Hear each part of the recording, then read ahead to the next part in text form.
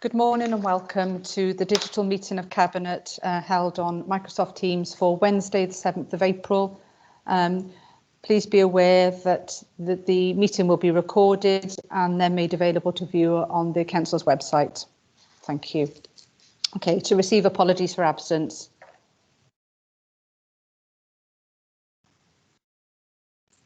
Yeah, Councillor Phipps. Apologies from Councillor Sean Morgan, please. Thank you. And do we have any other councillors? Councillor Ridgewell? Yes, Councillor Ridgewell. Yeah, thank you. So we've got apologies recorded then for Councillor Morgan and Councillor Ridgewell, and I do believe we've got apologies for Christina Harry as well, I do believe. That's correct, Leader. Thanks, Dave. Thank you. Okay, then. Thank you. Moving on then to the next item on the agenda, which is the declarations of interest. Councillors and officers are reminded of their personal responsibility to declare any personal and/or prejudicial interest in respect of any item of business on the agenda in accordance with the Local Government Act 2000, the Council's Constitution, and the Code of Conduct for both councillors and officers. Thank you. I can see a few hands have come up there. Okay. If I can take Councillor Phipps first, please. Thank you, Leader. Yes, I will be declaring an interest in item number 7, please. Okay, thank you. And you'll leave the meeting at that point. Thank you. Okay, Councillor Cook.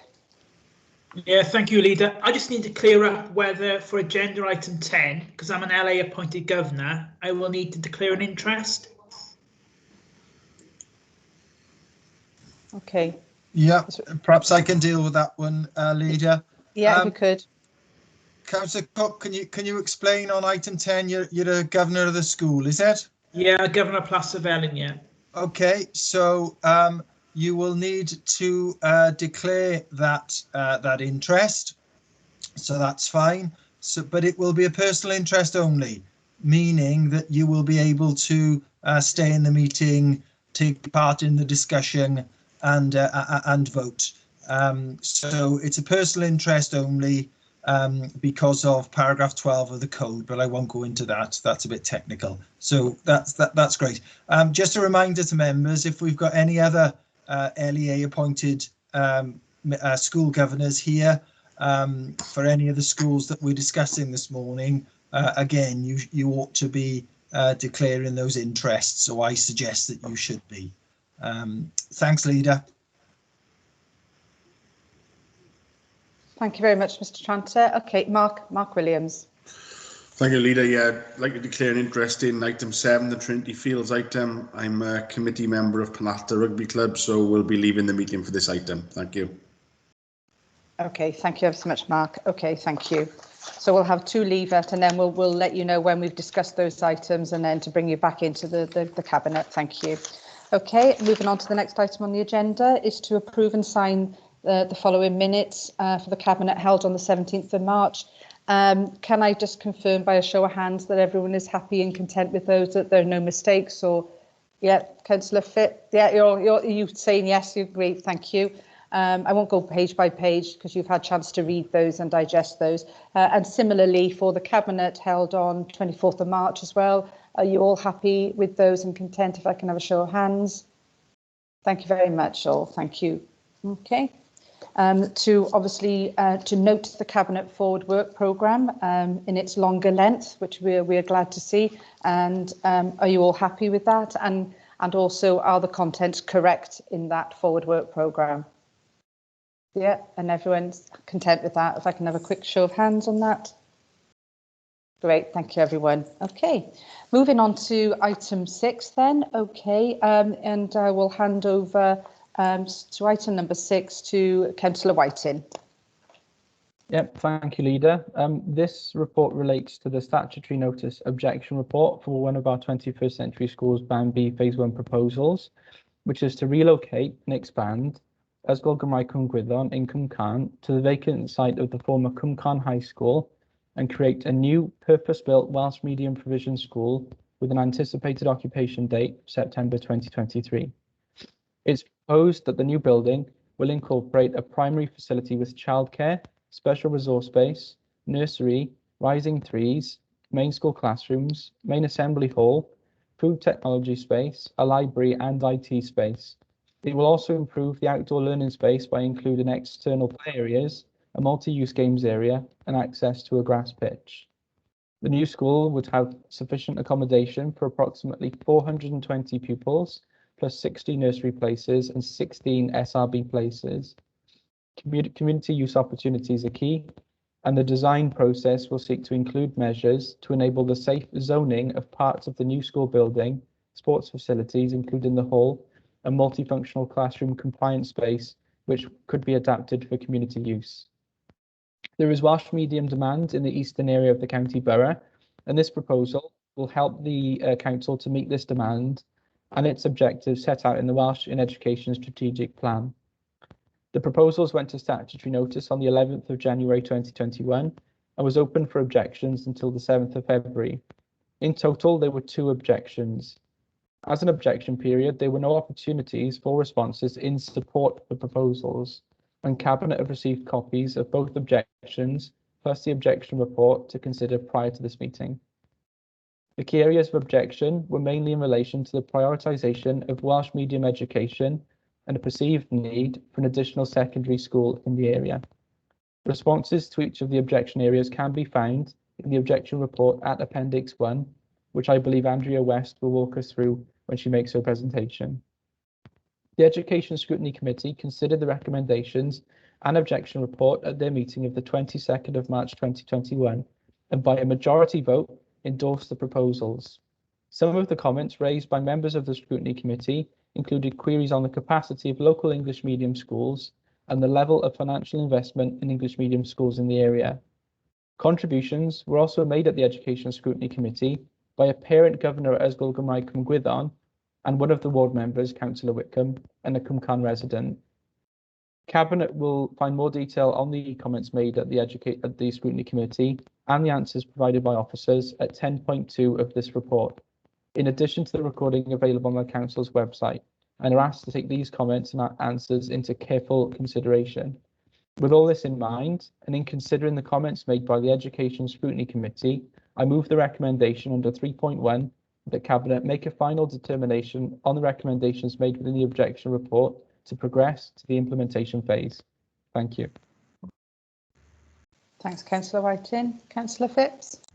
Yeah, thank you, Leader. I am more than happy to second the recommendations as set out by Councillor Whiting. And I'd like to come back in with a question later on, if possible, please. Yeah, that's absolutely fine. Shall I hand over to Andrea West now then? Shall I then to go through the presentation, and then we'll take questions at the end. Thank you, Leader. Just waiting for the presentation to come up. That's fine. I can see it's a joint effort. Thank you, Lisa. Thank you. Good morning, all. This actual objection report, as Councillor Whiting mentioned, is in relation to the 21st Century Schools Band B proposal for Ysgol Gymraeg Cwm Gwyddon. Next slide, please.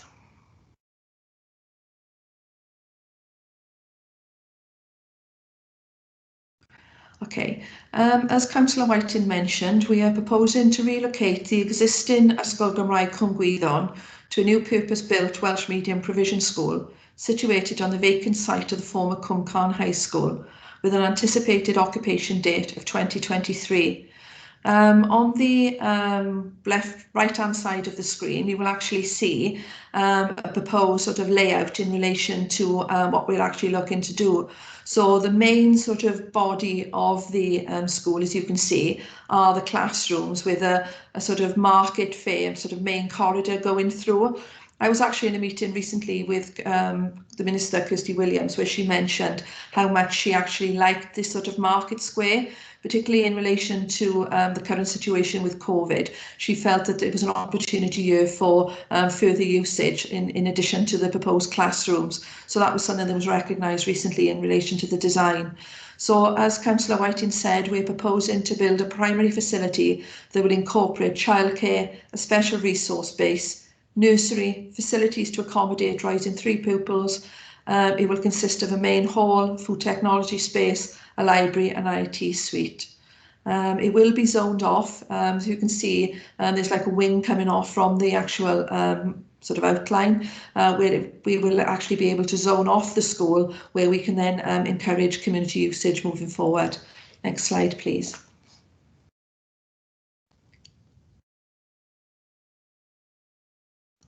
Okay, the proposal is actually being carried out in line with Welsh Government statutory guidance, and it's the School Standard and Organisation Wales Act 2013, which requires Welsh ministers to actually produce a school organisation code. There's a copy of the school organisation code that we have to adhere to there for reference, and it's the School Organisation Code 2018. Under this particular proposal, we are proposing a regulated alteration to a maintained school, which falls under section 42 of the code. Next slide, please.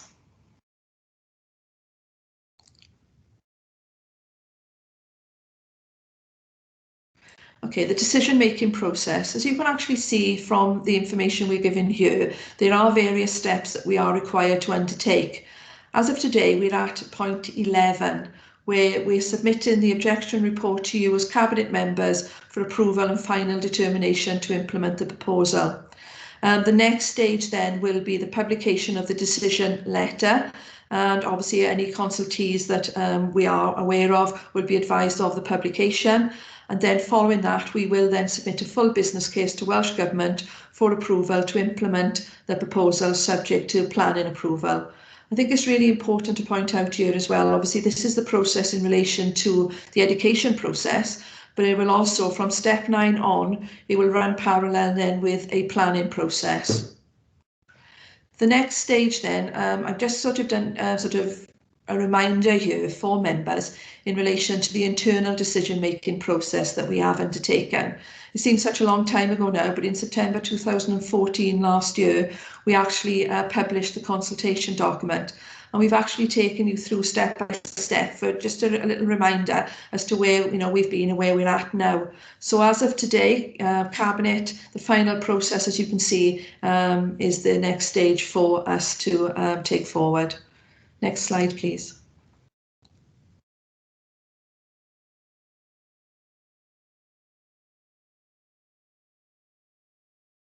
Okay, so the objection period, the publication of the statutory notice took place on the 11th of January this year and marked the beginning of the formal objection period.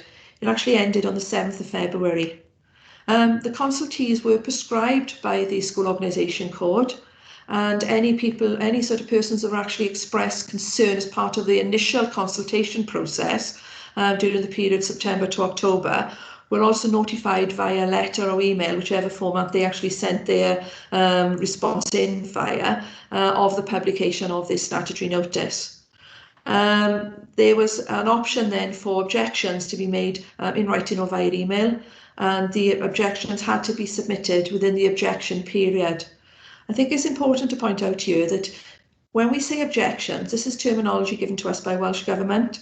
The School Organisation Code actually says an objection period. If members recall, when we went through the process in relation to the consultation responses, we were allowed then to have sort of balanced views. So we were able to have support and anybody against. But it isn't our decision. It's important to point out that it was only an opportunity here for negative responses. We weren't able to actually gain any responses in support of the proposal. Next slide, please.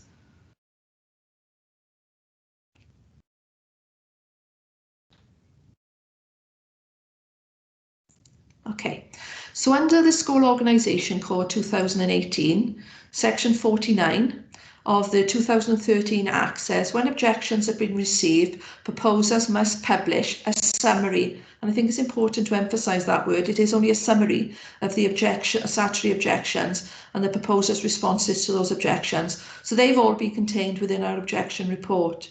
It is also important to say that alongside that, as you're aware, as part of the process, we've also undertaken an integrated impact assessment, which has been utilised to update the previous equality impact assessment. Members have been provided with a copy of this, and it has been attached as appendices to our report. This has come into effect from the 31st of March this year in order to comply with the new socio-economic duty that's been set out as part of the Equality Act 2010.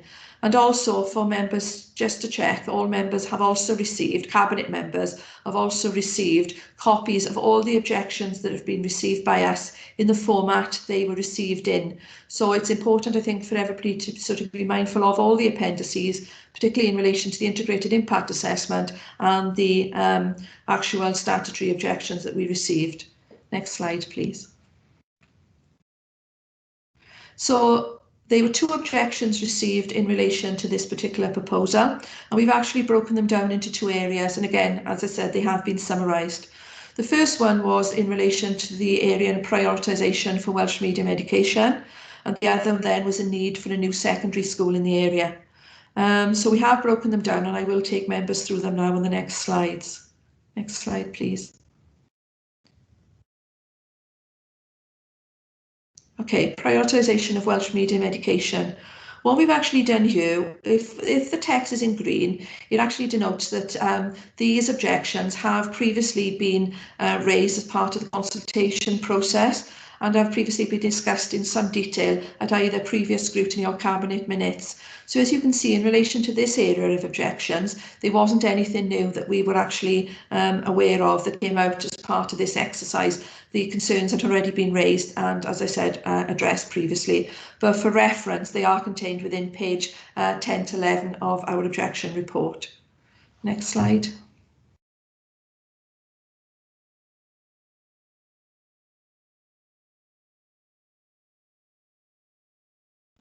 Again, the need for a new secondary school in the area. Again, as you can see, the text is in green, so these areas have been raised and discussed previously. And again, for ease of reference, they can be seen on pages 11 to 12 of the objection report. Next slide.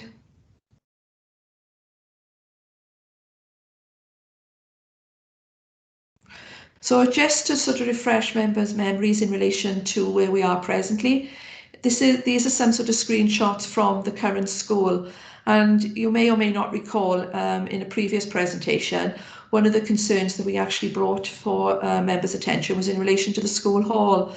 And I think, we can talk about it, but it is very difficult to visualise. And you can see how the children are actually crammed, and that is the actual hall, how the children are actually crammed into such a small space. The flow areas such as the corridors, those are children who are actually going down very narrow corridors to be able to access their educational provision. And then the lunch hall, it's a very, very small room, as you can see, and the children aren't able to use the facility as a school. It has to be done staggered. So that's just to sort of give members a bit of a refresh in relation to, the current situation with regards to the current Ysgol Gymraeg school. And this is an artist's impression then of what we're actually proposing. And I think, members can see that this is a very exciting opportunity here for what the current state of the school the children currently have in comparison to what we're actually proposing moving forward. The next slide.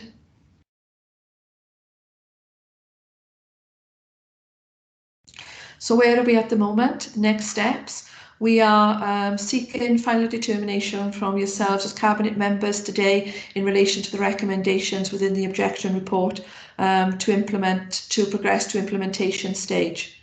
As I mentioned earlier, dependent on the outcome of the decision this morning, the decision letter will then be published electronically on the Council's website, and consultees outlined in section 5.6 of the School Organisation Code, along with those who requested this information, will then be advised of the publication. And that's the presentation in relation to this first proposal this morning. Thank you. Thank you ever so much, Andrea and Lisa, for that presentation. Thank you both. Okay, and I'm sure I've got some questions now. Okay, Councillor George. Thank you, Nita. Yeah, I got a couple of questions. What is the main drivers for providing Welsh medium education in the borough, and why is Caerphilly East in this particular instance being selected? Thank you. Okay.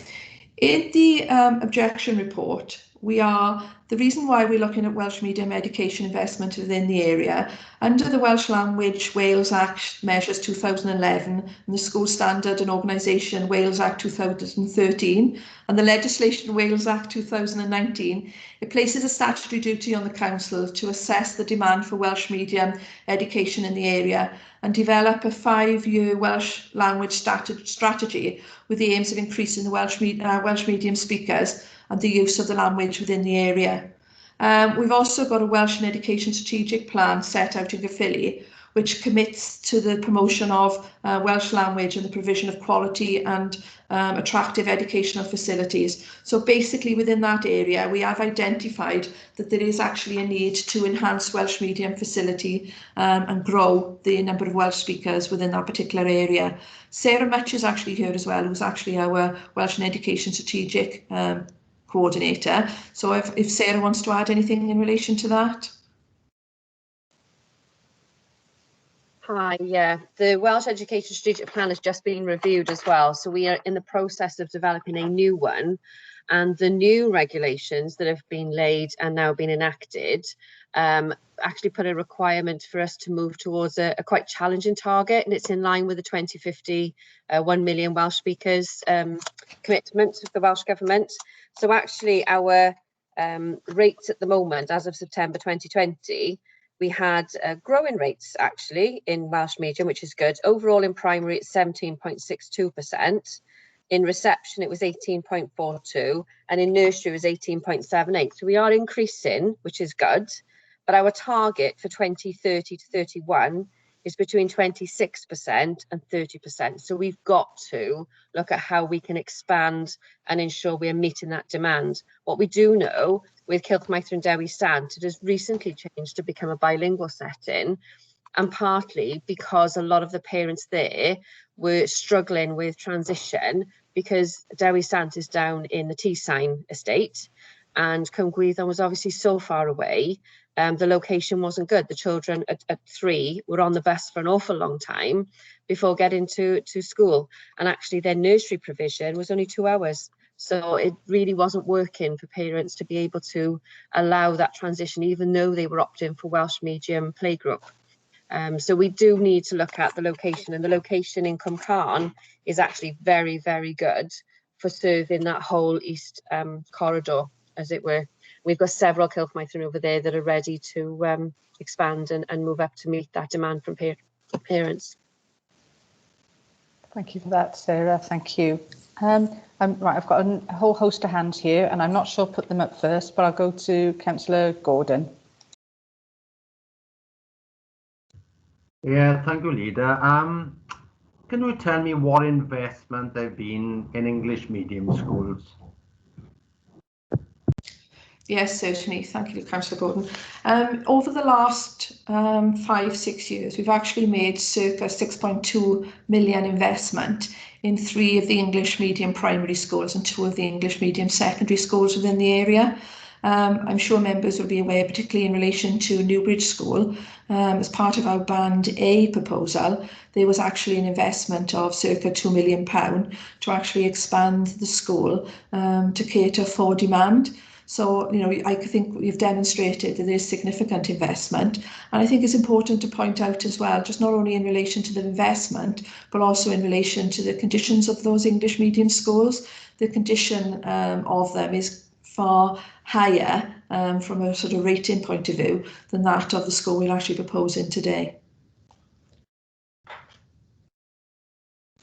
Thanks, Andrea. Thank you. And it's important to note that, isn't it, that, you know, the Band B programme is actually predicated on the condition of a build and also surplus places. So that's good to note there in terms of, you know, the condition of the buildings in the English medium primaries in the area. OK, if I can go to Councillor Phipps. Yeah, thank you, Leader. I've got a question about the site. So the proposals will only take up a proportion of the former Cwm Carn school. So do we have plans for the rest of the site, please? Yes, we do. The school has been designed as such that it will lend itself to further development. And as myself and Sarah actually indicated earlier, we are looking to grow Welsh medium provision within the area, which obviously in time will then put demand on secondary provision. So through the planning of school places projections, we are aware that there will be demand for further secondary provision. And as such, we'll be looking at 21st Century Schools Band C for a proposal to put a secondary Welsh medium education school on that particular site. Great, thank you. Thanks for that, Andrea. Councillor Cook. Yeah, thank you, Leader. If this proposal is approved, how will we make sure pupil numbers don't drop in neighbouring schools? Okay, obviously we need to grow the Welsh medium provision that is currently within Cwm Gwyddon, but in the actual proposal, what we actually said, the school will eventually have capacity to accommodate 420 pupils plus nursery. But what we're actually proposing, when the school initially opens, it will only open for enough children for about 365 pupils. And then subject to demand, we will actually grow the school incrementally. So we're proposing that we will increase the provision incrementally year on year until it reaches its full capacity. That then will in turn hopefully protect the English medium schools within the area so that the children won't initially hemorrhage out, because there'll obviously be only limited capacity going forward.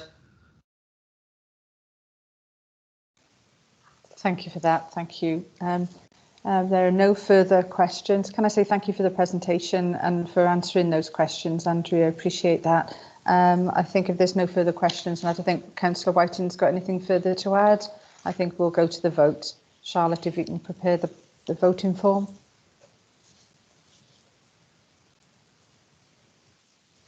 Thank you.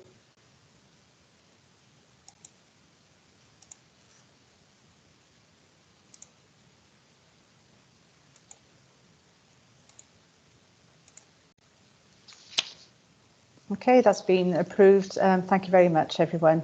Okay, go on to the next item now then. So that's item number 7 on the agenda, and that's the 21st Century Schools and Education Band B programme, Statutory Objection Report for Trinity Field. So I'll hand over to Councillor Whiting again. Yeah, thank you, Leader. Yeah, this report relates to the statutory notice objection report. Before you start, can I ask, sorry, Councillor Phipps and Mark to leave then? Thank you. Sorry, I just wanted to say that. Thank you, Councillor Whiting. Okay, I think that you've left now. Yeah, so yeah, this report relates to the statutory notice objection report on one of our 21st Century Schools Band B Phase 1 proposals, which is to expand the existing Trinity Fields Special School and Resource Centre in Mynach via a new building extension and outdoor play space. The proposed new building extension will provide facilities to support 80 additional places and the provision of state-of-the-art facilities for our most vulnerable pupils that are capable of meeting learning, social and medical needs, as well as the creation of facilities for integrated working across education, social services, health, and the provision of opportunities for childcare, outdoor space and community use. These developments will ensure that the school can cater for the changing and more complex needs of pupils with additional learning needs across the council area, both now and in the future, and ensure compliance with new ALN legislation. The proposals went to statutory notice on the 11th of January 2021 and was open for objections until 7th of February. In total, there were 238 objections, and as an objection period, there were no opportunities for responses in support of the proposals. Cabinet will have received copies of all 238 objections, plus the objection report, to consider prior to this meeting. In summary, the most common areas of objection primarily related to procedural queries, loss of green space, and impact on sport provision due to the loss of the council-owned rugby pitch known as Trinity 1, and other planning considerations. Responses to each of the objections can be found in the objection report at Appendix 1, which I believe Andrea West will talk us through when she makes her presentation, which has also been updated to help address some of the comments that were made at the Education Scrutiny Committee.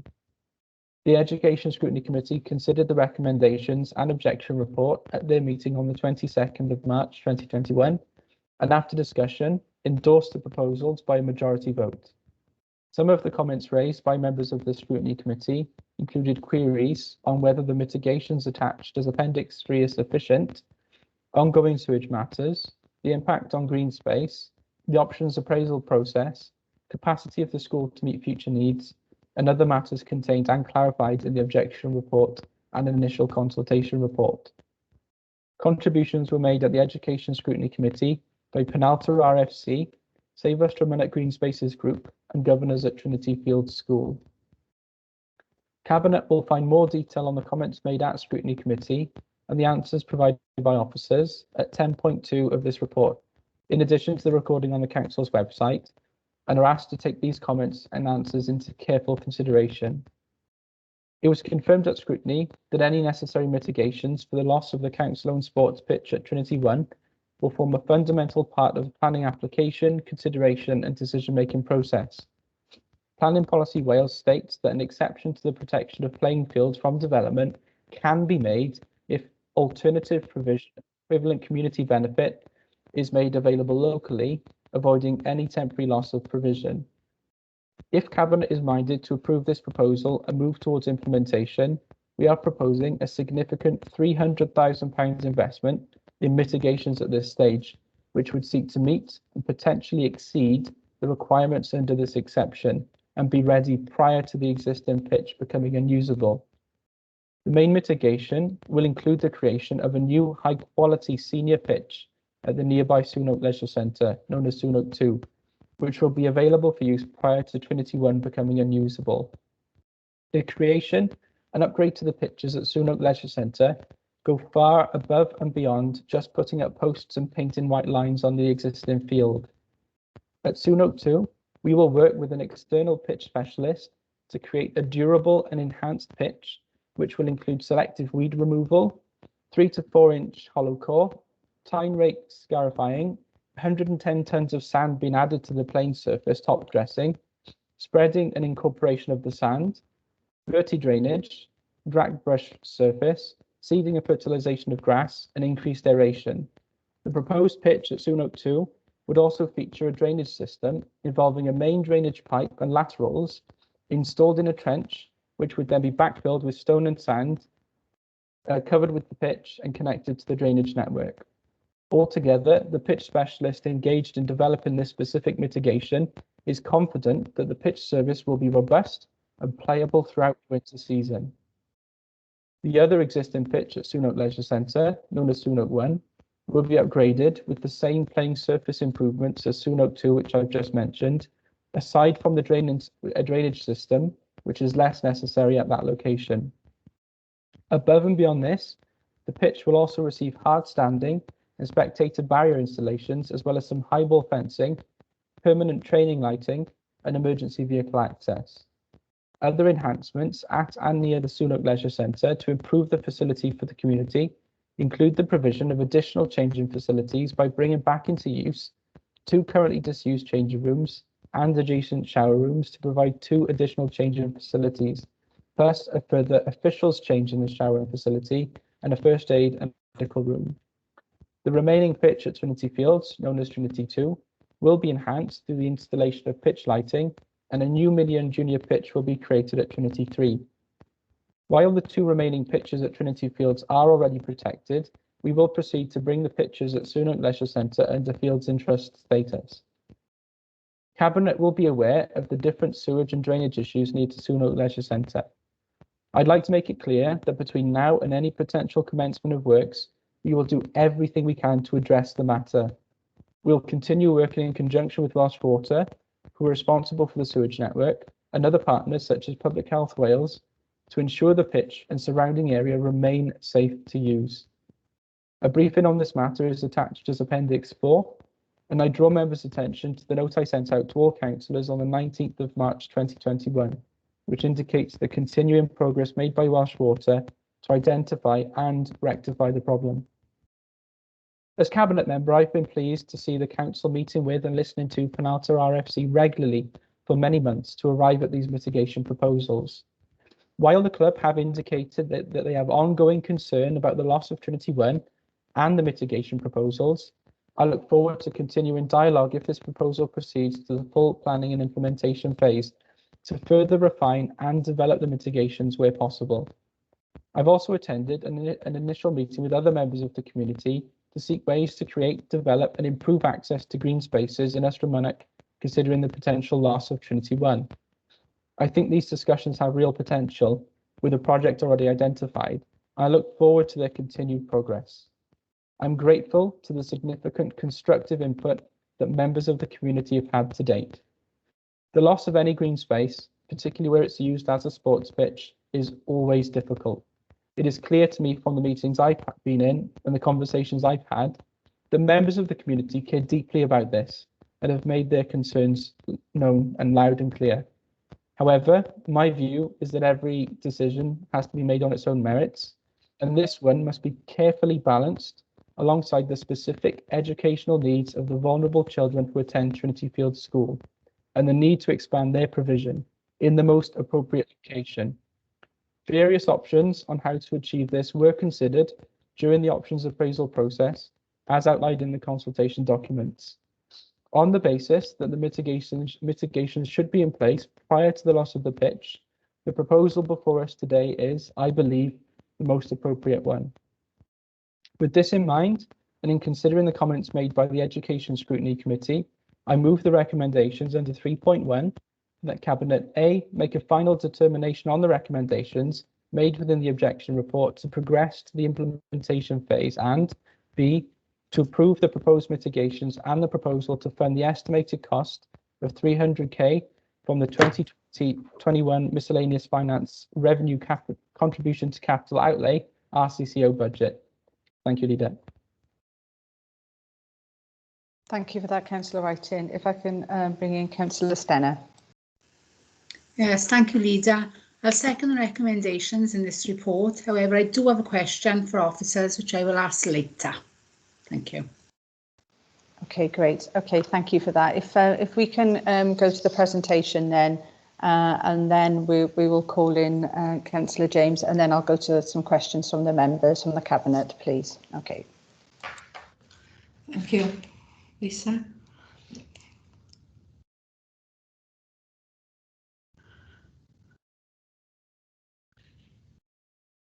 Okay, so this particular objection report in relation to the 21st Century Schools Band B project is in relation to the expansion of Trinity Field School. So we're looking to expand the existing Trinity Field School and Resource Centre via a new building extension and outdoor play space with an anticipated completion date of September 2023. So just for, again, the same as the last presentation, for members to see, the plan that we're actually showing you, the building at the top of the plan is the existing Trinity Fields School, and the remainder of the bottom part is the proposed expansion. So as you can see, there are 10 classrooms, hydrotherapy pool, flexible hall, soft play facilities, along with other facilities that will be made available. There'll be specialist intervention areas, and as Councillor Whiting mentioned, a sort of outdoor play space that will not only provide obviously outdoor facilities, but also help meet the needs of the curriculum of the children in Trinity Field School, because a lot of it will be interactive areas which will actually meet the needs of the children going forward. The next slide, please.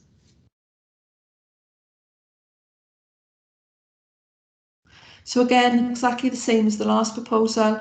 This is statutory guidance that we're actually following. It's outlined in the School Standard and Organisation Wales Act 2013, and it requires ministers to actually produce a school organisation code. This particular proposal falls in a regulated alteration to a special school, so therefore it falls under section 44 of the code. Again, it's important to stress that there will be separate statutory processes in relation to planning, which will be led by the Property Services Department. Next slide, please. Exactly the same as the last proposal, just to sort of refresh members' memories as to where we are. Obviously, this has been a long process, and as today we're at step 11. From step 9 on, a pre-planning guidance ran parallel with step 9. And obviously following the outcome of today, whether or not the decision is to support or not, we will actually publish then a decision notice in relation to that, and the consultees will be advised of the publication. Subject to approval being given, we will then submit a full business case to Welsh Government for approval to implement the proposal, subject to planning approval. So again, a full pre-planning consultation and full planning application will also be undertaken, subject to Cabinet approval today. I think it's important to stress as well, because the actual area we're proposing to develop is currently a recreational facility. There will also be another exercise the legal services will have to carry out to actually change the usage of that facility from recreational to educational, but that would be a separate process that our colleagues in legal services would be required to undertake, subject to approval today. So again, the statutory objection period started on the 11th of January this year, and actually ended on the 7th of February. The consultees were prescribed within the school organisation code, and again, as with the last proposal, any persons who express concern as part of the consultation response during the period September to October were actually notified via letter or email of the publication of the statutory notice. And I think it's really important that this is, again, as Councillor Whiting mentioned, a process that's prescribed to us by Welsh Government, and it didn't allow us for any opportunity for responses of support for the proposal.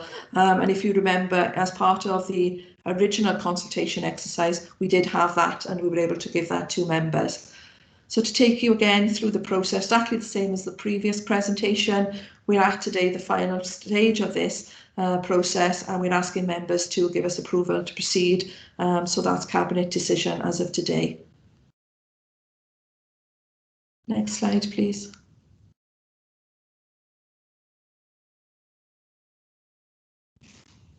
Sorry for the delay in the slides changing over.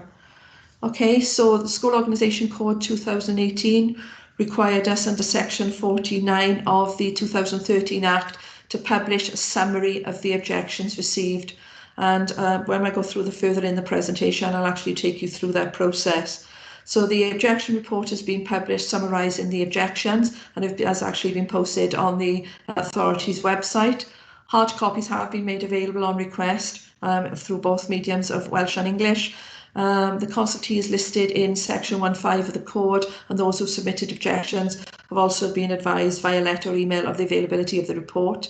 And an integrated impact assessment has been utilised, as with the previous proposal, to update the existing quality impact assessment. This has been done to take in further information that's come to light as part of the consultation process and otherwise.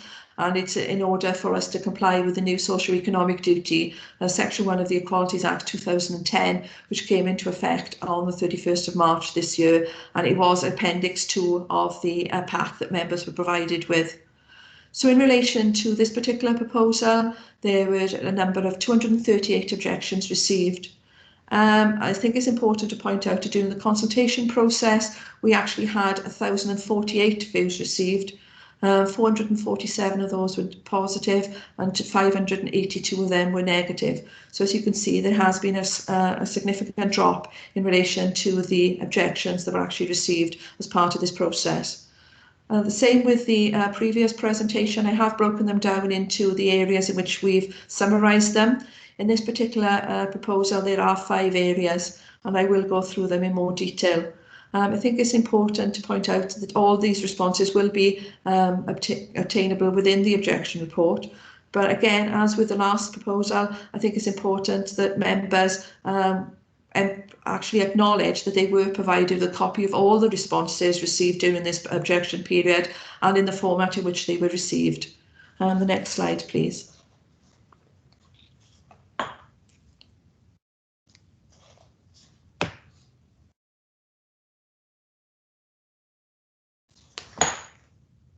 Okay, so the first one was statutory processes.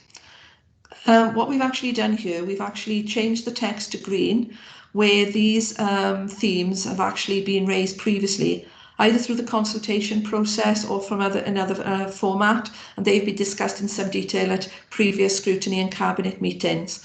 So as you can see, there has been a number of comments made, the feeling that the decision on this proposal had already been made, and I think we can evidence today that it hasn't, because we are here today actually presenting to members the finding of the report. There are a couple of areas that I would like to take you through in more detail as we go through the report, but we'll take you through now to the next slide.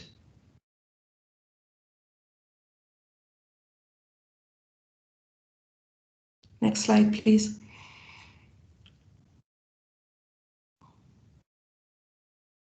Okay, the next slide then is in relation to the option appraisal process.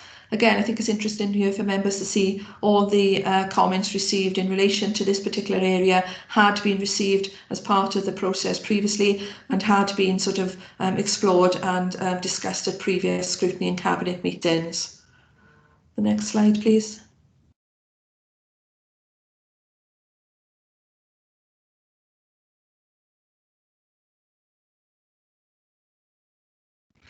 I think it's important. One of the things you can see from the previous slide, there was comments made in relation to the option framework.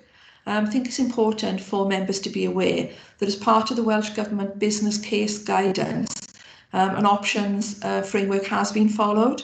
And I'm not going to take you through, it's quite a lengthy sort of process, but I just wanted to sort of bring this to members' attention, that we have to follow procedures when we are submitting information to Welsh Government. And obviously Welsh Government, through their business case scrutiny group and their programme investment panel, have to approve the preferred option in relation to what we actually outline in our business case prior to agreeing progression. So I think, it's important for members to be aware, even though we've been sort of asked questions in relation to the option appraisal, etc., that we have undertaken a quite extensive process. It's been agreed by 2 of the panels through Welsh Government and scrutinised as such. And the Trinity feels option 4 to actually expand the school has been progressed on this basis. Next slide, please. Then the other area is the loss of green space for the Mynach community. Again, I think it's really important here to see that all the issues raised as part of this process had been raised previously and had been discussed at length.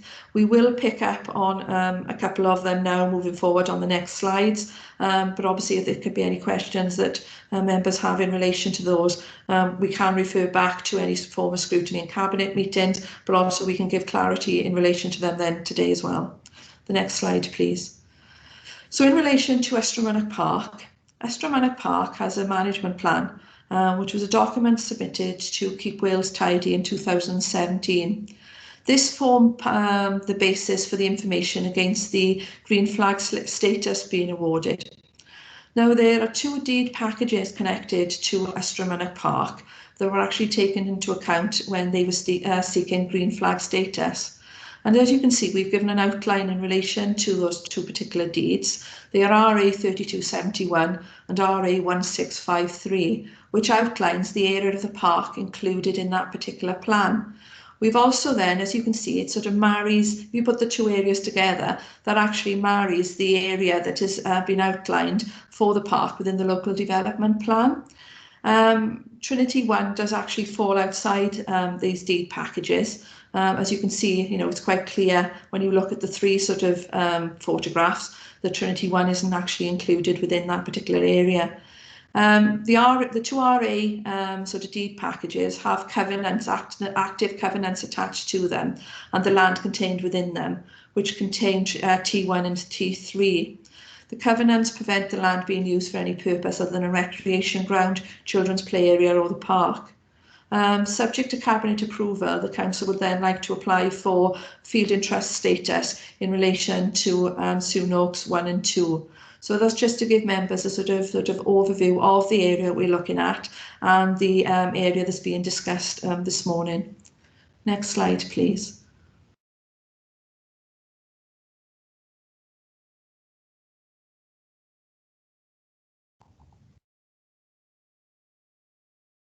Okay, impact on sporting provision and mitigation options.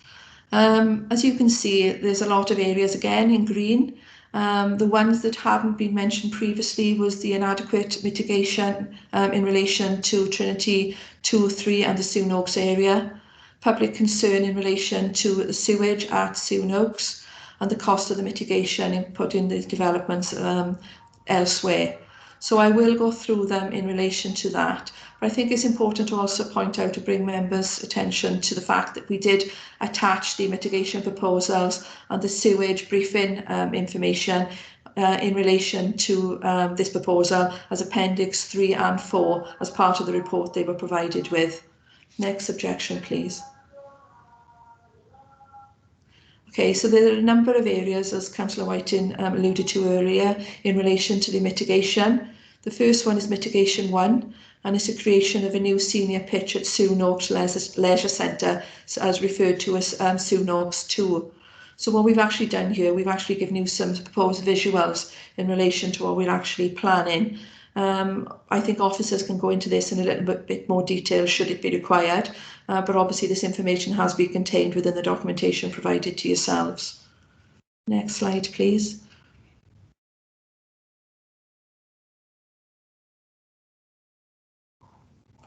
Okay, mitigation for the T1 development. The Trinity Fields pitch will be redeveloped should the proposal to expand Trinity Fields be agreed.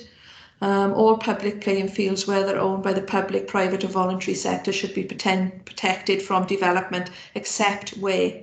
And I think it's really important for members to be aware of these two particular proposals. The Planning Policy Wales 11/2021 actually says alternative provision of equivalent community benefit is made available locally, avoiding any temporary loss of provision.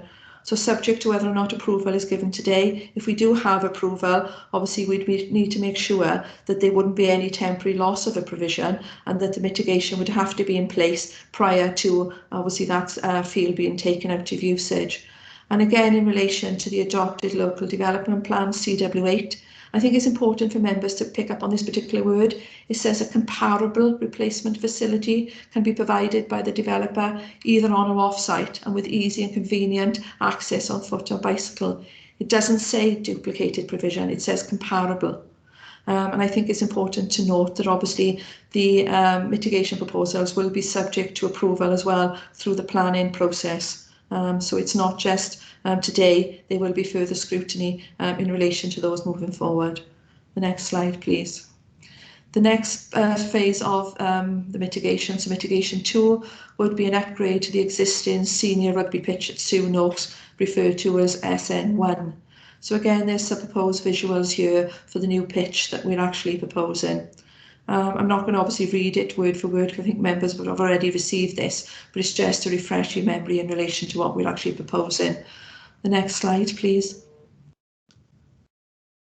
The next mitigation then is mitigation 3, and it's the creation of a new mini and junior pitch at Mynach Park.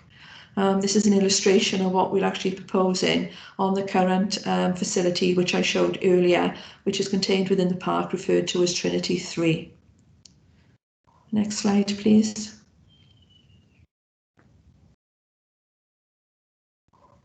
And then there's a number of mitigations, as Councillor Whiting mentioned earlier.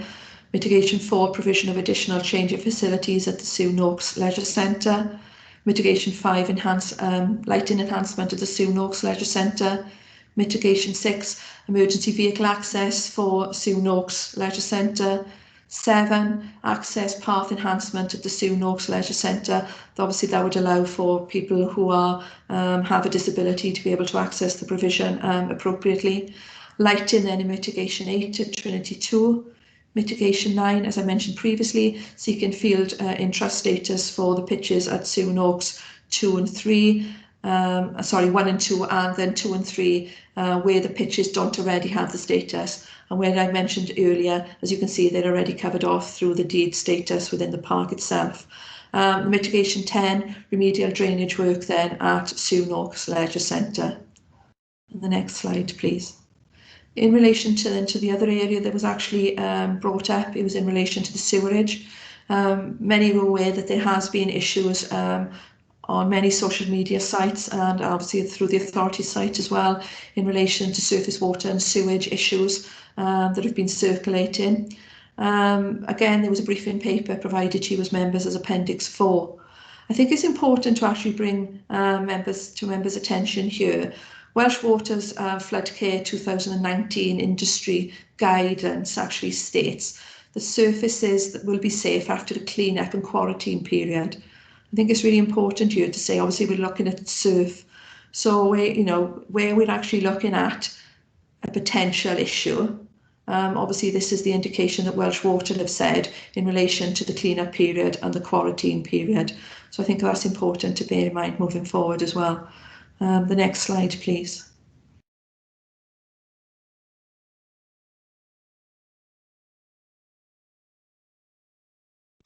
And we've also attached then for members to see the Welsh Water statement.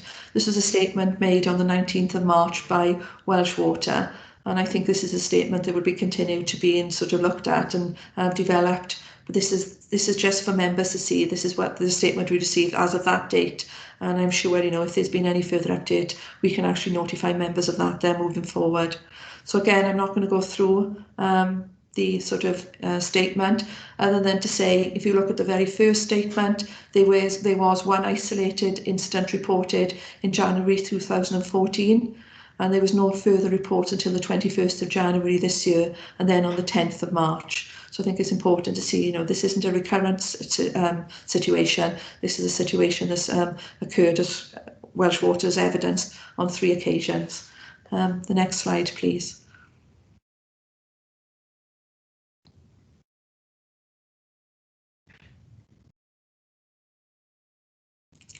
Again, there are other planning considerations. All of them are bar 2, as you can see, have been raised previously. And I don't know if members have had an opportunity to actually see the scrutiny meeting that took place, where we had the Vice Chair of the school actually present to members as well. And I think she actually brought to life the usage of the hydrotherapy pool in relation to Trinity School, where she actually was able to make reference to her own child who'd used the facility. And she actually brought to members' attention the fact that children who have very limited limb movement, arm and limb movement on dry land, actually when they go in water, it actually allows them to move more freely. And I think she sort of emphasised, I think there was 80% of children who would benefit from the hydrotherapy pool. So the reason we're actually proposing to put another hydrotherapy pool into Trinity is to actually meet the curriculum needs of 80% of those children moving forward. And again, it's important to point out that any sort of planning issues raised will be considered later as part of any planning related matters, as part of the full process. So where we're at today, obviously we're asking Cabinet to make a final determination on the recommendations made within the objection report to progress to the implementation of the phase. And to give approval for the proposed mitigation and the proposal for the additional funding at the cost of circa 300,000 from the 2020-21 miscellaneous finance revenue contribution to capital outlay budget. Obviously, again, exactly the same with the previous proposal. When the decision is made, we will actually publish that decision letter electronically on the Council's website.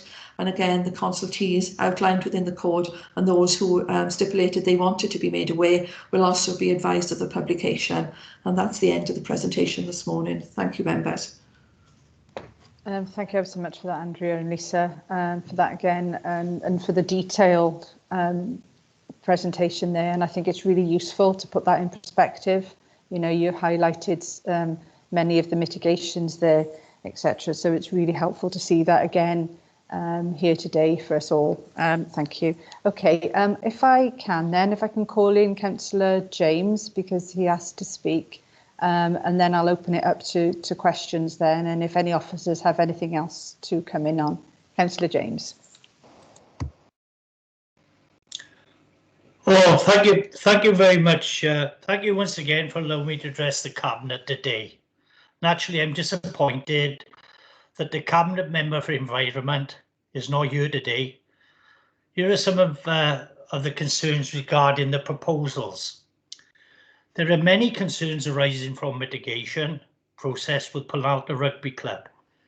You will have received an email from Scott Lowe, Treasurer Penalta, on Monday, fully outlining their concerns. It highlights the points that the mitigation process is nowhere near being completed, and it is only proposals what Andrea West has brought forward. Some of the issues arising are concern over the sewerage issue on Sew Noaks, which is ongoing. Update from Welsh Water yesterday. It will be months before they get an explanation or if they can do anything about it. Months.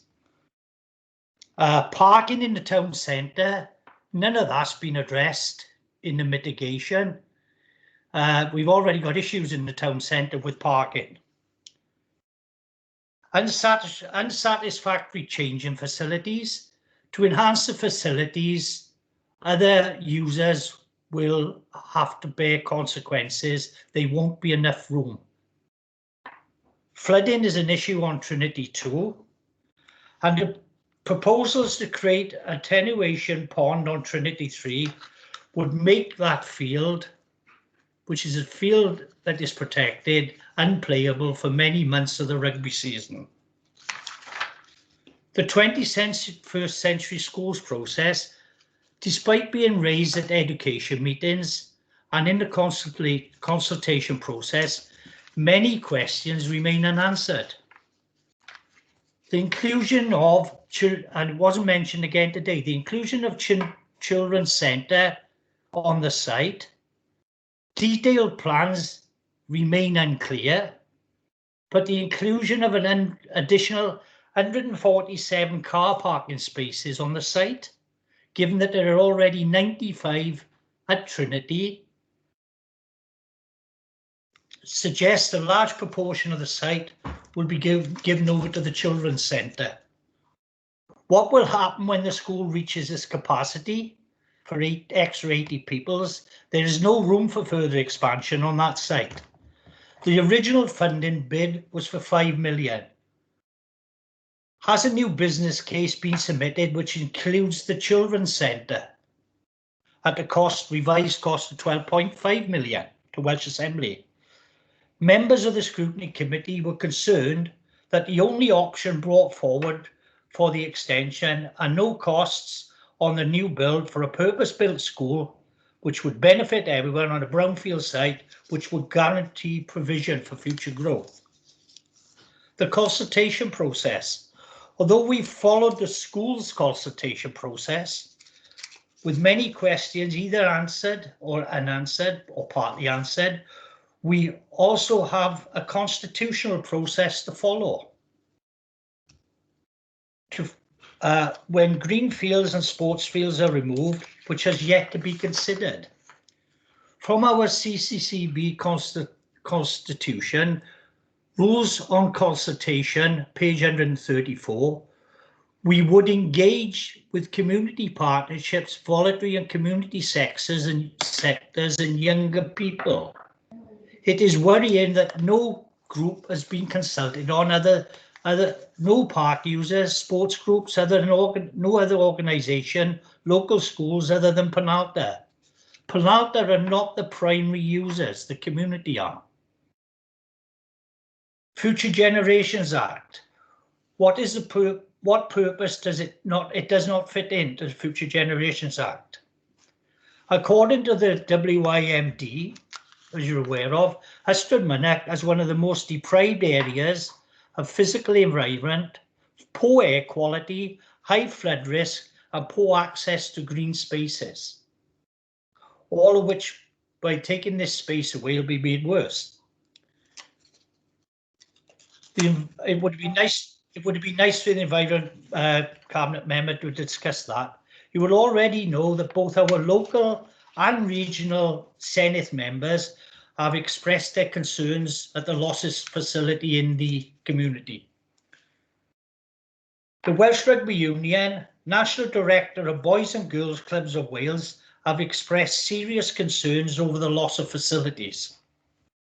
Some of you who have met with the Ystrad Mynach Green Spaces group and will have no doubt of their capability and determination in retaining our very precious and well-used open space. I believe they're in talks with solicitors now. There was 235 objections in the second consultation stage. You have a petition of 2,700 signatures opposed to the loss of green space, and 1,300 views of the education and scrutiny meeting which took place. That's 3 times higher than any other virtual meeting the council has had. Are we listening to people? That's what we got asked. If this goes forward, there are many planning policies and Welsh Government guidelines which will have to be addressed. And I have no doubt, given the strength of feeling at in the community and the surrounding areas, that this battle has only just begun.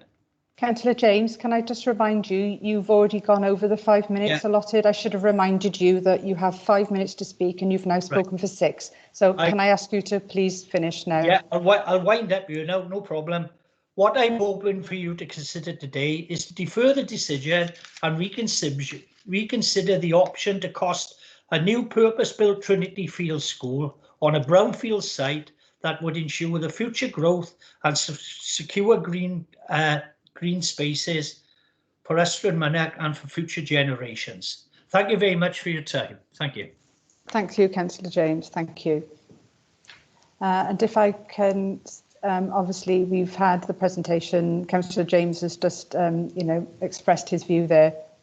Can I see if there's any questions now, please? Because I'm sure there are many from the Cabinet in relation to some of the comments that have just been made and some of the points raised by Councillor Whiting and Andrea West in relation to this development.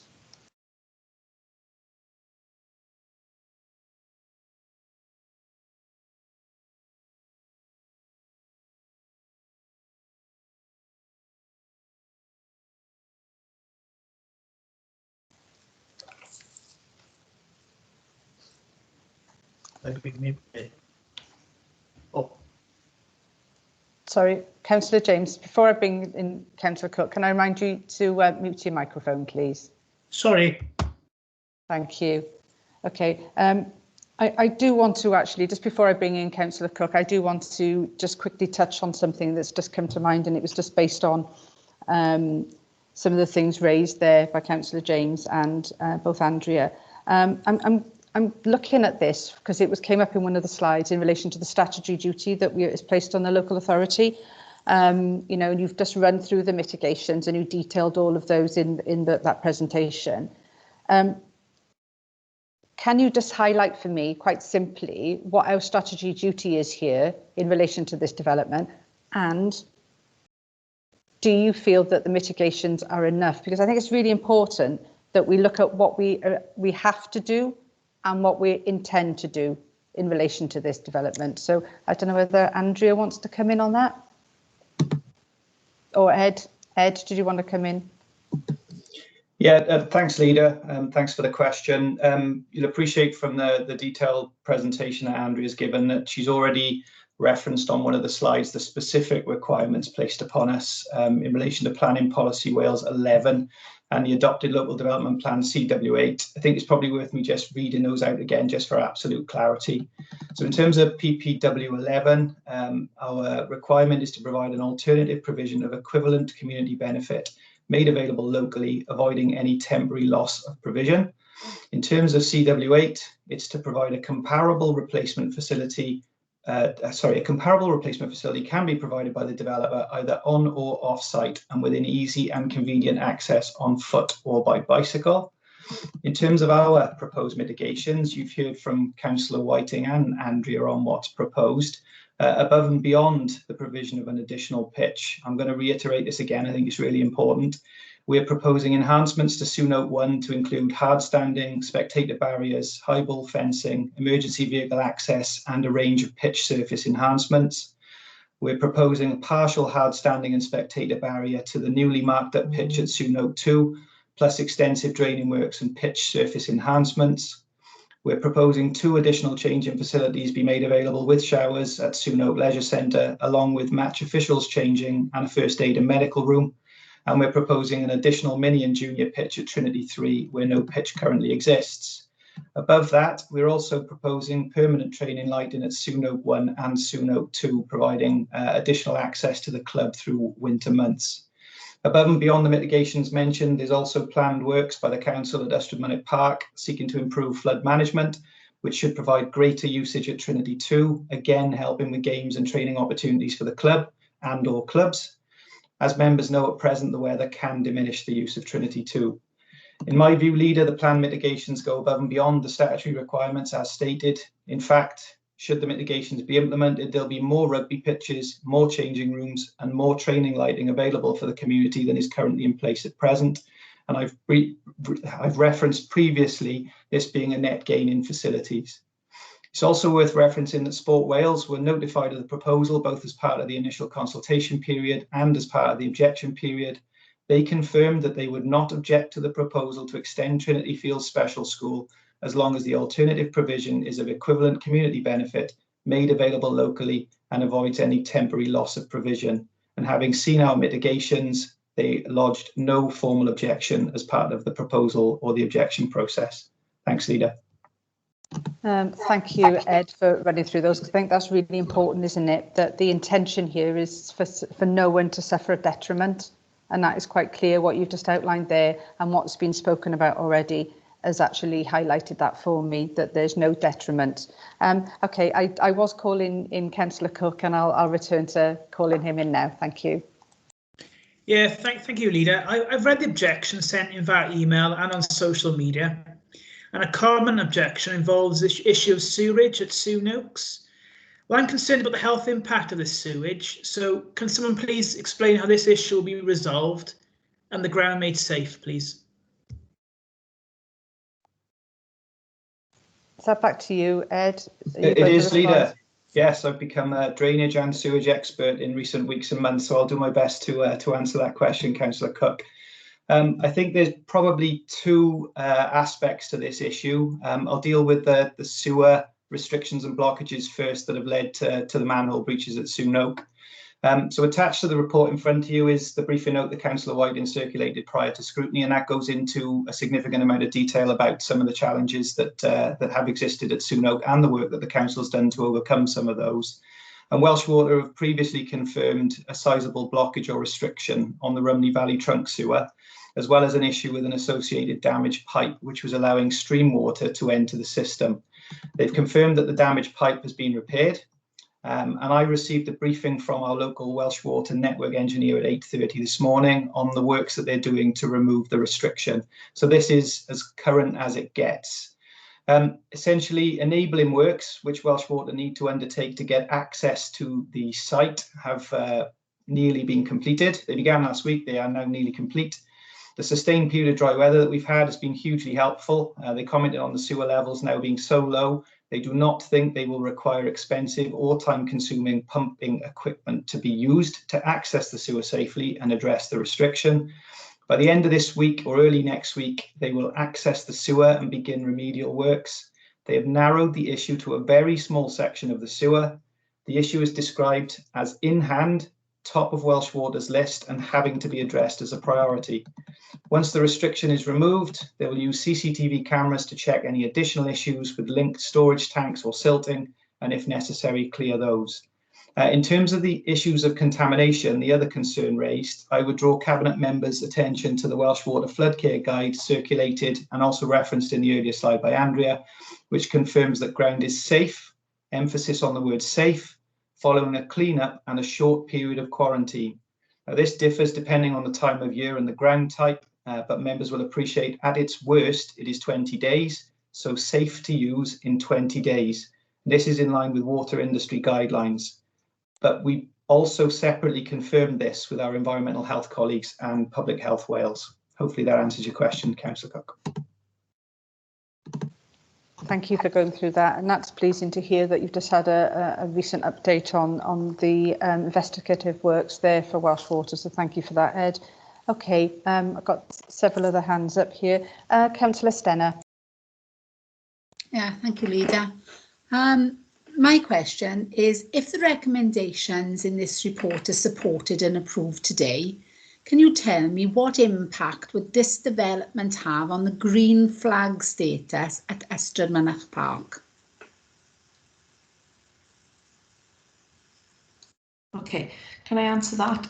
If you go back to the presentation that I've just shown members, the actual green flag status at Ystrad Mynach Park doesn't include Trinity 1. If you look at these 2 deed packages that are actually part of the Ystrad Mynach Park management plan, which are the references that I showed as part of the presentation, which do include Trinity 2 and 3, but Trinity 1 isn't included in the LDP. I think Lisa's going to bring them up to refresh members' memories. So as you can see, Trinity 1 isn't included within the green flag status that was actually awarded, and that's been confirmed to us in the documentation that was actually submitted to obtain green flag status. Thank you, Andrea. No, that's really helpful. Thank you. Okay, Councillor Gordon, I've got up next. Yeah, thank you, Leader. Before I ask my question, a reference was made to the Cabinet Member Responsibility for Environment and why he isn't on the call this morning. The gentleman is extremely ill. I can assure you, if he possibly could, he would have been on his call this morning. He's one of the most dedicated Cabinet members and councillors we have in Caerphilly County Council. The question is, and I'd like a follow-up after, please, if possible. How does this proposed expansion meet the duties in relation to vulnerable learners? Thanks, Councillor Gordon. Who's going to come in on that? Is it Andrea? Sarah Ellis, please, if Sarah's available. Sarah, yeah, absolutely. Good. Thanks, Sarah. Good morning, everyone. Thank you very much. Yes, the expansion does meet the duties in relation to meeting the needs of vulnerable learners. Those duties are defined in the ALN and Tribunal Act 2018. We know in that the majority of pupils have their needs met in mainstream. Local authorities, though, have the responsibility to ensure that individual needs are identified and that provision is made available to meet those needs. It's also the responsibility of the local authority to review the provision, both at an individual level and at a local authority level, and to work in partnership with colleagues from health and social care, and of course children and families. So in terms of going back to the question, all of those things will identify for you that we do meet our statutory duties in relation to vulnerable learners. Thank you, Sarah. If I may come back in, Leader. Do the children who attend the satellite classes have different needs compared to those who attend Trinity Fields? And how are their needs catered for by this proposal? Thank you for that question. So the children who attend the satellite classes are children with complex needs and a variety of complex needs. So broadly speaking, they fit within the spectrum of need that is catered for within our special school. This development is part of a hub and spoke model, as you know, and we've talked about that previously in scrutiny and cabinet meetings. And the arrangements for satellite classes are made via partnership agreements between the local authority, mainstream schools and Trinity Fields. So when reviewing the needs of children who either attend Trinity Fields Special School or who are moving from mainstream into alternative provision, satellite is part of a consideration around how children with complex needs have their needs met. And again, children and families are central to that exploration and discussion about how best to have their needs met. Okay, thank you, Sarah. Thank you, Leader. Thank you. And thank you for reminding us there about our statutory duty in relation to vulnerable learners through the ALN Act and Tribunal Act. So thank you for that, because we must not lose sight of what we have to do as an authority. So thank you, Sarah. Okay, Councillor Cook, I can see your hand up again. Yeah, thanks. I've got another question. And what are the reasons for the incorporation of social services and health provision at this site? Is it intended to replace the proposed children's centre?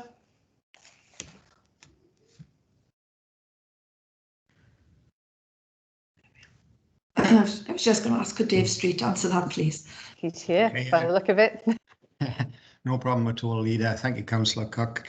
You'll know that almost everything we have to do now, there's an expectation, and we work in an integrated way, particularly with colleagues with the Bevan University Health Board. I think what's exciting about this proposal is really for the first time we'll be working with children in a tripartite way. It won't just be social services and health colleagues.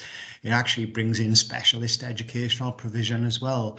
So we can work in a much more holistic way with individuals and their families, very importantly in an environment that they're familiar with. At the moment, those people get services, they get it in a disparate way, and they often have to go to different locations to access those services. This really brings all of those services in under one roof. It will allow us to put staff into that base to provide provision within the base that isn't there at the minute. It will require professionals to visit regularly. It isn't an office space. I've heard that rumour. It isn't an office space at all, but clearly there will be a need for people to visit and park a car for lengthy periods of time. Is it a replacement for the existing children's centre? It will take some of the services that are in the existing children's centre and provide them in Trinity Fields, but that also gives us the opportunity to potentially backfill any support from the children's centre by providing services in the community over and above what we got at the moment. Thank you ever so much, Dave. Thank you for that. Councillor George. Thank you, Leader. Yeah, I've got a couple of questions, really. Firstly, why is this option being taken forward as an area, as a proposal, rather than the other sites?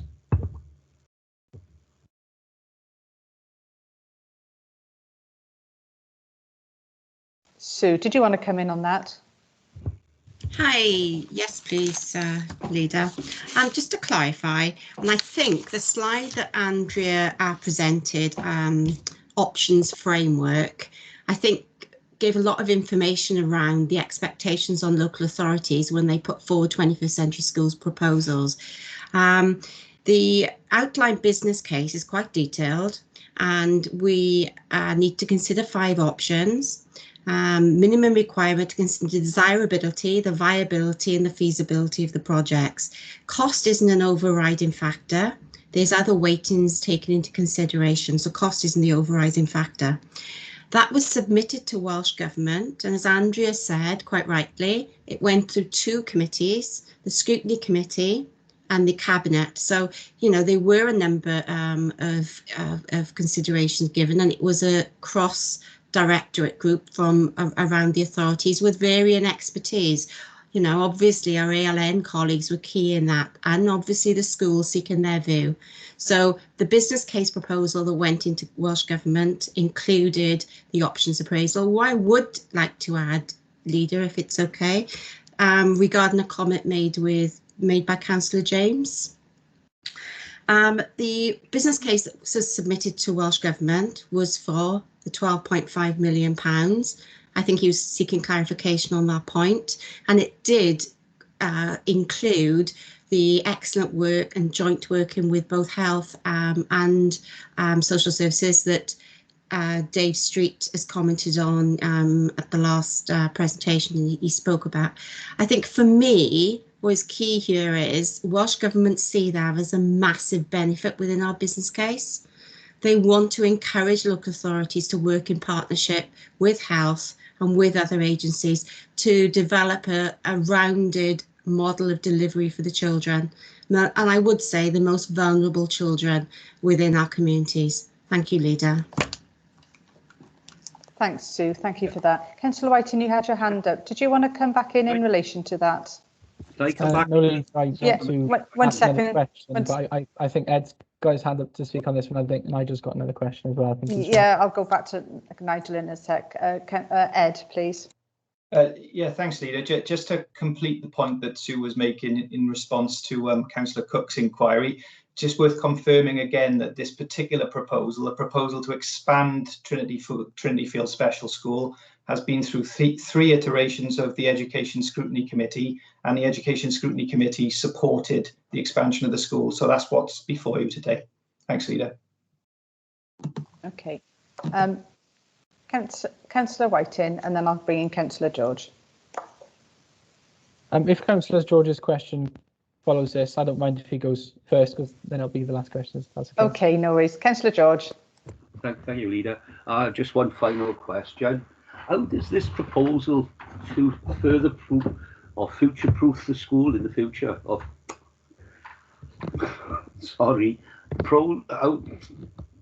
does this proposal further future-proof the school, not further proof? Thank you. Thank you, Councillor George. Can I ask Sarah Ellis to answer that one, please, Leader? Yeah, thank you. Come in, Sarah. Thank you. I think I would talk about 3 critical areas here. The first one is keeping our vulnerable children front and centre. So, everything that we do in the world of ALN and the world of vulnerable children is about keeping the children and their families front and centre in our decision making. The second area is compliance with our statutory responsibilities in accordance with the ALN and Tribunal Act, which I've mentioned already. And the third thing would pick up on the point that Dave made in relation to a model and a way of working.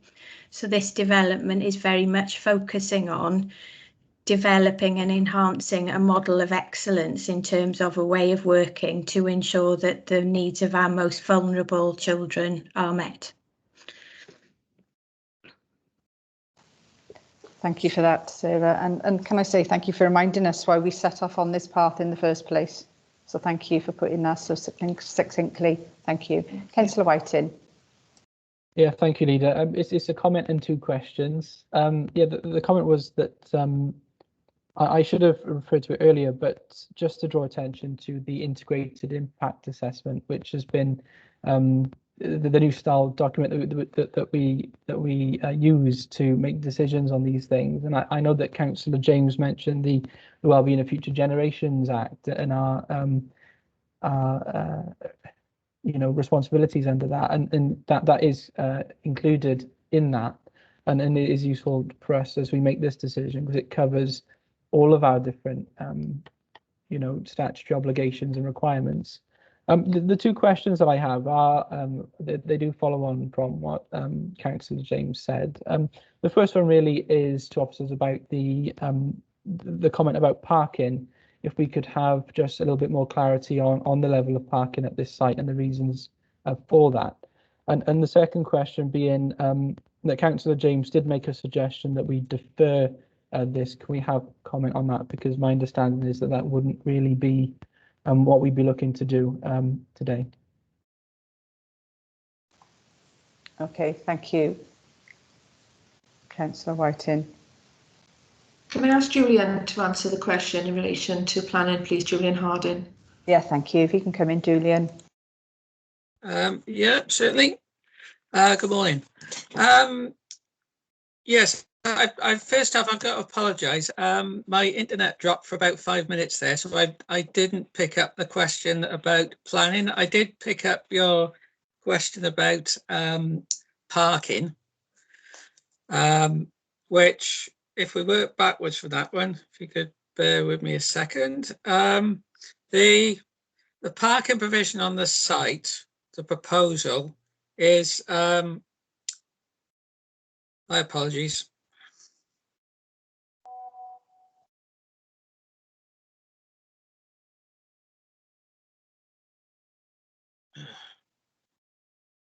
Right, the parking provision on the site, on completion, the parking will be 146 places.